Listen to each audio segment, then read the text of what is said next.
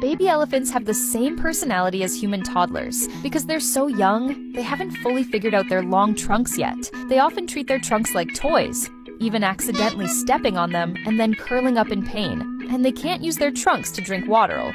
Instead, they awkwardly stick their butts up and drink with their mouths, sometimes even lifting a leg while doing it. They're endlessly curious about their long water pipe, but have no idea what it's actually for. So they swing it around every day, trying to shake off what they think is a useless appendage.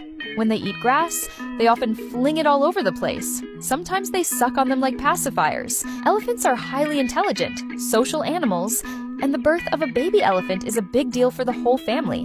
The herd collectively protects the newborn, which is probably why baby elephants grow up so playful.